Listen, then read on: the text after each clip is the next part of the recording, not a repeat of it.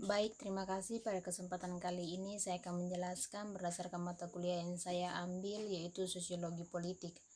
Perkenalkan, nama saya Margareta Rinalda Langobelen, mahasiswi Sosiologi, Fakultas Ilmu Sosial dan Ilmu Politik, kelas A semester 6. Saat ini, Cina telah mengajukan serangkaian konsep kebijakan luar negeri, terutama jenis baru hubungan kekuatan besar, inisiatif sabuk dan jalan, dan komunitas masa depan bersama untuk umat manusia. Secara umum, mereka mewakili visi Cina untuk hubungan Cina-Amerika Serikat, globalisasi, dan dunia global masing-masing.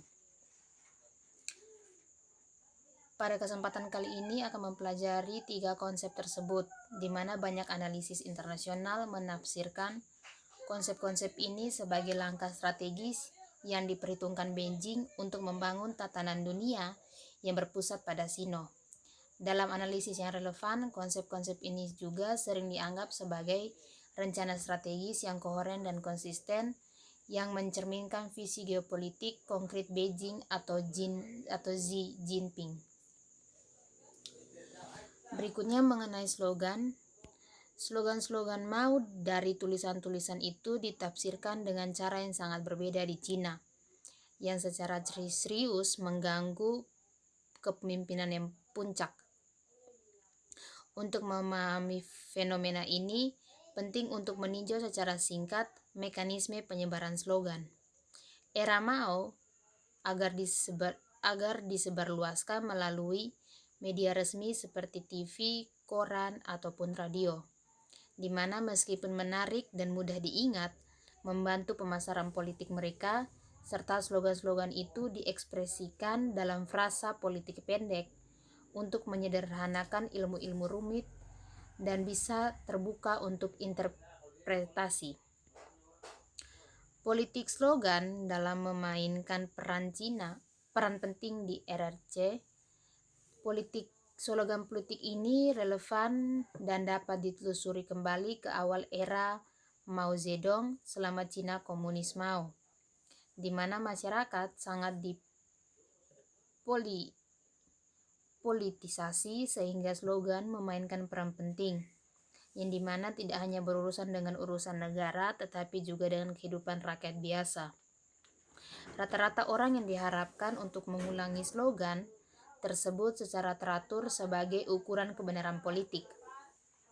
PKC telah secara intensif menyebarkan slogan-slogan untuk mencapai tujuan-tujuan politik tersebut dan mengutuk nilai-nilai budaya tradisional Tiongkok dan mempromosikan kesadaran perjuangan kelas dan membangun karisma pribadi Mao.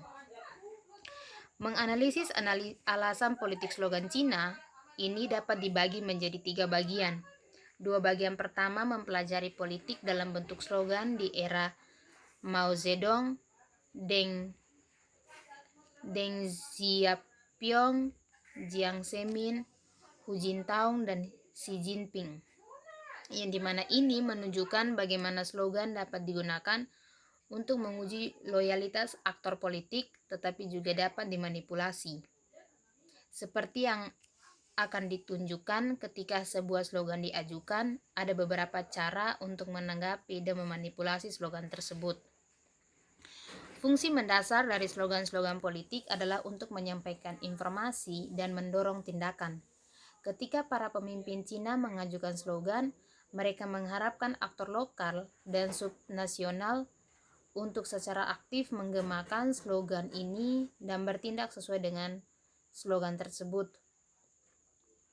Tingkat tanggapan dan tindakan yang dapat didorongnya tidak hanya bergantung pada popularitas informasi ini, tetapi juga pada kekuatan pemilik slogan. Dengan demikian, respon terkadang bisa menjadi indikator dukungan politik bagi pemilik slogan dan biasanya para pemimpin puncak. Dalam konteks Cina, politik slogan erat kaitannya dengan budaya, yaitu untuk posisi yang dikenal, di mana ketika seorang pemimpin puncak mengajukan slogan penting, aktor politik lainnya diharapkan untuk membuat posisi yang diketahui tentang apakah mereka mendukungnya atau tidak. Pilihan umum tersebut termasuk pertama, menentang langsung, B, diam, dan C, mendukung slogan tersebut.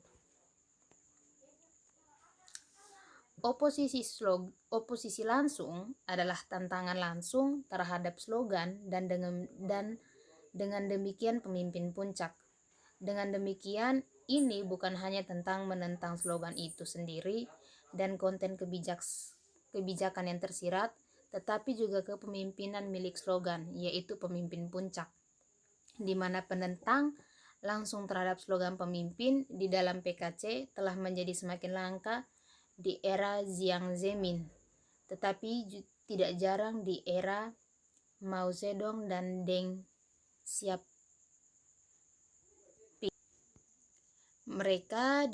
Slogan diproduksi oleh sekelompok pemimpin dengan dukungan dan masukan dari komunitas intelektual Cina.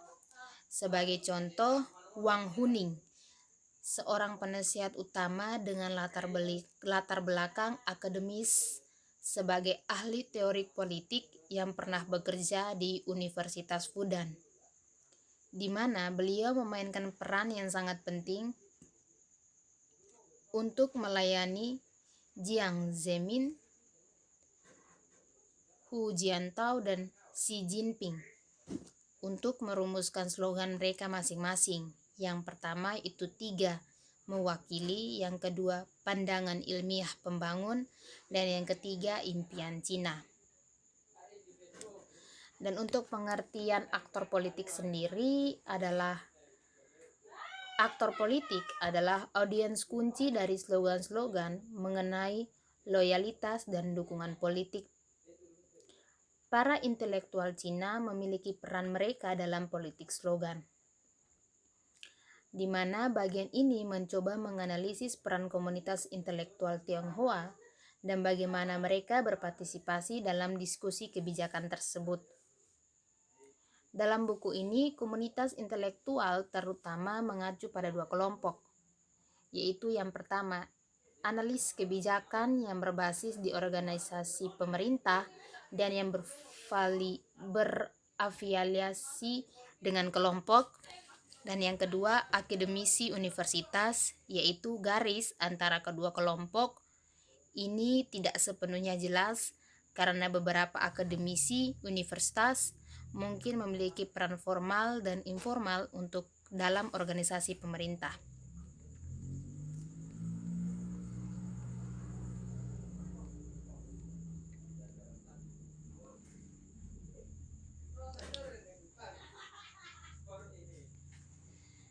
Demikian pemaparan saya.